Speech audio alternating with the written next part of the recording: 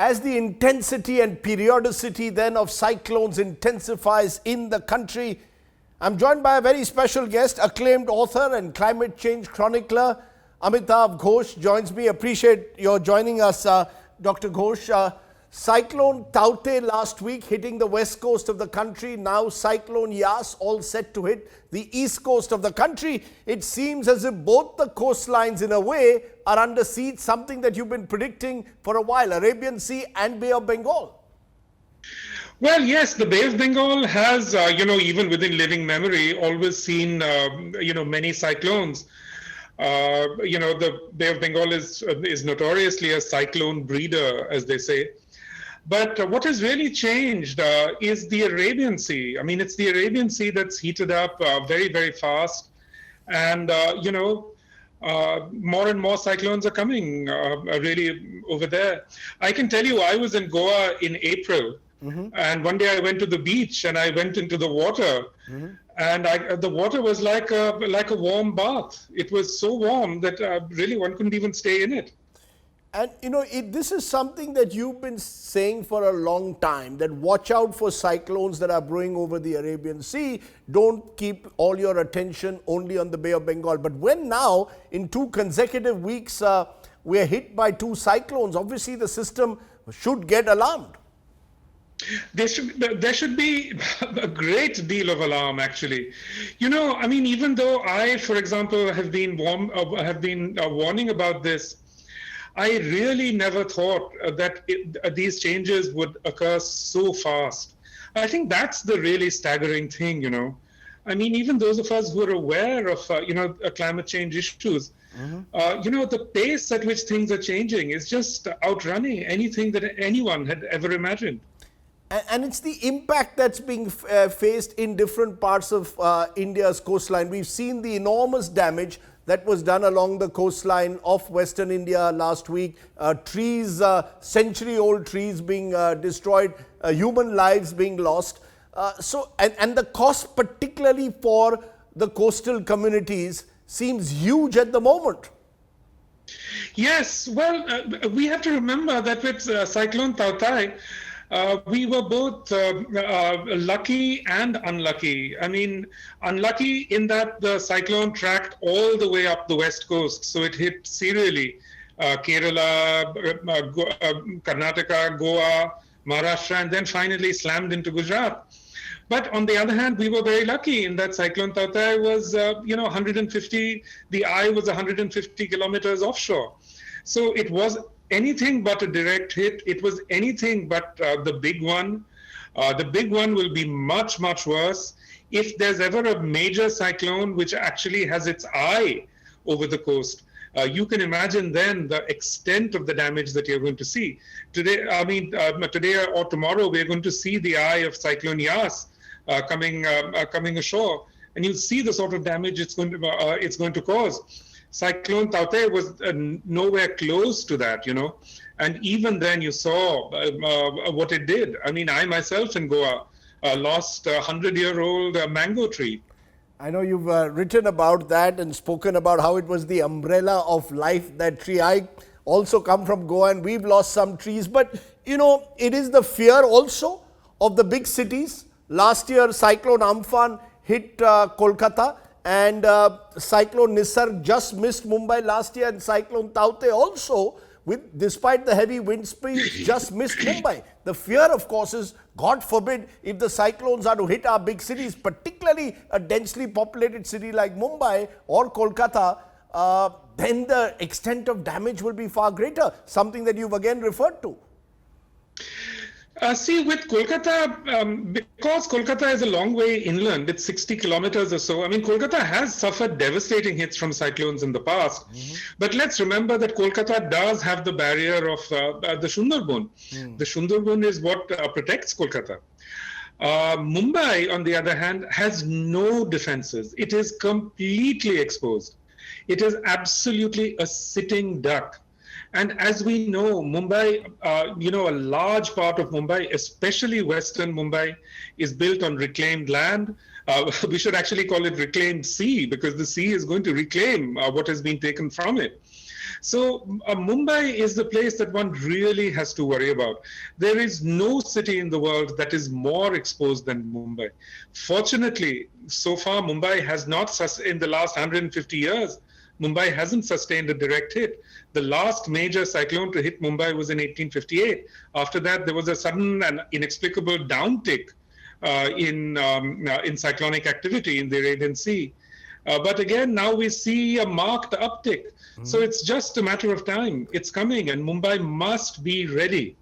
And this also comes at a time when there is a lot of construction activity that's going on along the coastline in Mumbai, in Goa, along the entire west coast, and even in some parts of the east coast. So, I come back to it. Coastal communities, in a way, are losing their land to land sharks, and as a result, become far more vulnerable to these cyclones.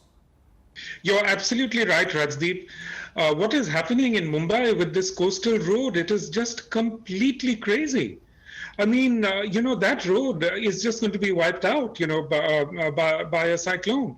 Similarly, in Goa, the amount of building that there's been going on, right on the sea, it's unbelievable. And all of that is just going to be erased by a major cyclone. This is one of the really scary things that we see today. Some developer or some construction person comes up with this idea for building something right on the sea, and almost immediately they seem to get permission. It's astonishing that this government has really removed the coastal construction regulations, has really loosened them. So we are going to see more and more of these catastrophes, and these catastrophes are, in a very serious sense, man-made. You of course link, in fact, these cyclone hubs emerging to climate change. In your book, The Great Derangement, you wrote about it. You also point out that a rise in sea level could mean a loss of 6,000 square kilometers in India alone, the migration of 50 million people. Some will say this is fear-mongering. How will you respond to those who will say climate change activists or chroniclers are fear-mongering? I don't know what to say. I mean, people were 3 years ago, there were people writing about a possible pandemic. Everyone said that they were fear-mongering. And look at us now. I mean, everything has been shut down. Look, we are not in normal times. We have to give up the idea that we can go back to living as we did in the 20th century or even in the early 21st century. Those days are gone. There was a before times, and now we're in some different time. We're in the Anthropocene, where things are different. Everything is going to be different. We have to give up these ideas that, there's some sort of rosy time ahead. There's not. We can see all these crises are accelerating. They're coming at us harder and harder. So, we just have to prepare ourselves for a completely disrupted future. That is really what awaits us. You've used Holland and China, in fact, as examples or rare examples of countries that have been implementing a managed retreat, in a sense, from vulnerable locations. Do you believe that there are, therefore, role models out there of countries who are conscious of the fact that their coasts are vulnerable to cyclonic activity, to climate change, and are acting unlike us? Oh yes, Holland is absolutely a role model. A large part of Holland is actually reclaimed land, so they've been dealing with this for a long time. But I was in Holland a few years ago, and they actually have a sort of minister who deals with flood possibilities, and they've been distributing these floating houses. They have a very elaborate plan for retreating, for letting a part of the country flood, and they've created these floating houses, etc., for people to live in, if that actually happens. Even here in New York, there has been some managed retreat. They don't talk about it exactly in that way. But the city has bought out people, who live in exposed parts of Staten Island. So it is happening in many parts of the world, and absolutely it has to happen in many parts of India. I mean, what I really fear is that it's going to take a major flood event, in Goa, in Mumbai, before people actually start acting, because you look at the weird, deranged reality. Real estate, which is absolutely sea-facing in Mumbai, is the most expensive real estate. But we've in a way already seen signs of it. 3 consecutive years of floods, for example, of heavy floods in Kerala. We've seen some of the worst flooding in the heart of Hyderabad last year. The worst flooding that Hyderabad city also has experienced in possibly a century. So we are seeing more and more examples in different parts of the country, not just cyclonic activity, but other activity which should alarm us. Why do you think we have reacted late to the sort of creeping force of climate change and what it's doing to society? Why do you think have we been a step behind in a way? See, Rajdeep, you're talking about the spectacular events, these flood events and so on. Let's not forget that there are also much less spectacular events that are, but equally serious, that are unfolding slowly out of sight. These mega droughts. Especially in central India, central India is absolutely becoming a desert. Farmers are leaving their land in millions. They're just abandoning their land because that land can't be cultivated anymore. Similarly, in Punjab, we have a situation where farmers are just facing disaster. That's also partly a man-made problem because the whole promise of the Green Revolution, so to speak, so-called Green Revolution, has actually exhausted the land, and created, these so many problems. So we are really facing multiple kinds of disaster, but these slow disasters are actually just as bad as the more spectacular ones. In 2016, when the Great Derangement came out, I was in Delhi, for the release of the book, and there was a mega drought going on in Bundelkhand at that time. Farmers were leaving in droves, and Parliament finally did call one session, on the drought. Less than I think it was like 10% of the MPs actually showed up. Which is my point, which is precisely my point, Dr. Ghosh, that it's somehow environment and the need to be a step ahead in this climate change battle doesn't seem to be top of the political agenda. I just wonder why. It's taken a pandemic for us to recognize, for example, the importance of public health. I just fear that will it take a catastrophic cyclone for us to recognize what's happening around us? Is that what it takes to wake us up in India? Suddenly people in Goa, for example, are waking up to the vulnerability of Goa. I know, it's a remarkable thing that, Taute, which actually didn't cause as much damage as it might have, has really woken people up. Look, Rajdeep, this one particularity of this period that we are in, this sort of, this Anthropocene, is that we are facing these multiple disasters. It's not just India, it's across the world. It's a time when really we need governance.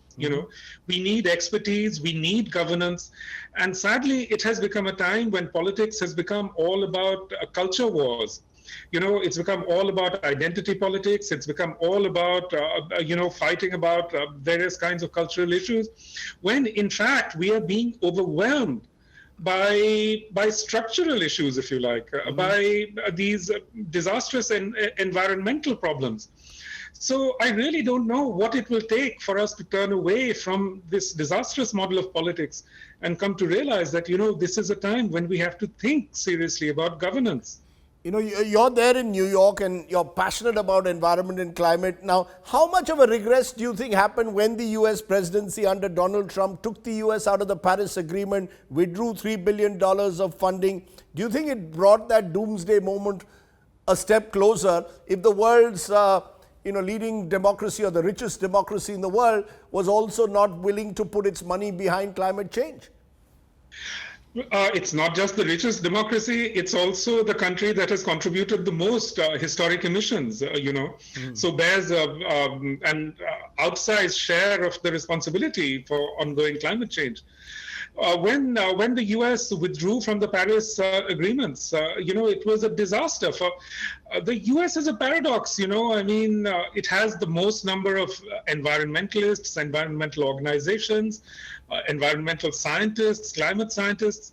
So it's a place where really people are very aware. Many people are very aware of climate change and the problems that it poses for the future.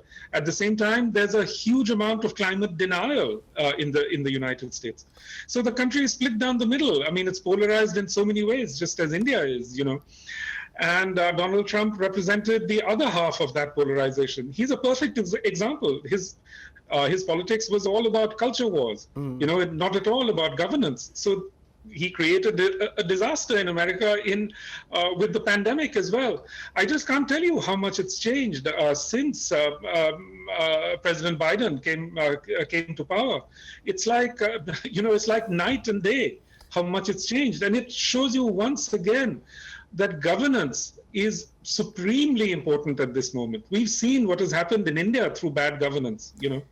What's interesting, of course, is that certain states, particularly Odisha, for example, which has bared the brunt of a number of cyclones in recent times, has almost perfected the art then of disaster management in a cyclone. In fact, Naveen Patnaik, can be seen as one leader who's actually made an effort to at least ensure that disaster management is in place. Lakhs of people getting rescued and evacuated before every cyclone. But presumably that's governance post the event or during the event. What you're talking about is you need to find ways in which you can in some way protect the communities right around the year. I'm glad you mentioned Odisha and Naveen Patnaik, and you're absolutely right. Odisha has really been an outlier in how well it's dealt with cyclones in recent years. But on that front, I must say also that I was very pleasantly surprised by the preparations that Bombay undertook for Cyclone Tauktae, and I think for that we really have to give the credit to Aditya Thackeray. He seems to have responded extremely well, deployed a lot of people. So again, we see now that in as much as government exists at all, it exists in the states and with regional entities and local entities. The central government has just sort of abdicated all its responsibilities. But do you see local solutions, therefore, involving communities to be critical to fight this battle? That you've got to involve local communities, fisher folk communities, those who've had to deal in a way with cyclonic weathers, for decades and centuries as part of a heritage almost. Absolutely, absolutely. I do think that we have to get local communities involved, and that there has to be local level preparations. There has to be panchayat level preparations. And I think that is going to happen. I do know that in Goa, in many villages now, the panchayats are discussing these issues. So yes, absolutely. I do think that there has to be local level responses, to these crises, and I think that again is happening. I have heard that in Kerala, people are discussing these issues at a local level, and I'm sure that will begin to happen also in Karnataka. Just two small questions. Is there a doomsday that you have in mind if things don't improve? 31st of December 2050? Or maybe even sooner? Do you see a doomsday moment? I don't see. No. I'm not a predictor of apocalypse, and I really hope that we never have a doomsday moment like this. Most of the time, the real disaster of climate change is what we might call slow violence, actually, which is these terrible droughts. That's actually the worst part. I don't know if you're even aware of this, but wildfires have now started raging in the Himalaya, in the Nilgiris, and people don't pay any attention to that either. I want to ask you a final question. What are you going to do about that lovely mango tree, a 120-year-old mango tree that you had in your house in Goa? Is there any way that you're going to try and find a way to give it life again? A tree like that is something that you plant for the next generation. So even if I were to plant another tree there, in my lifetime, I don't think I would get any mangoes from it. Anyway, I think in a way the mango tree becomes symbolic of what can happen if we don't remember the warning signs that are there staring at us. Cyclone on the west coast, cyclone on the east coast. We are becoming a cyclone hub, and climate change is a major reason for it. Amitav Ghosh, as always, a pleasure talking to you. Thank you very much. and keep writing and making us aware of this world that we need to put right on the top of our governance agenda. Thank you very much. Thank you, Rajdeep. Thank you very much for having me. Thank you.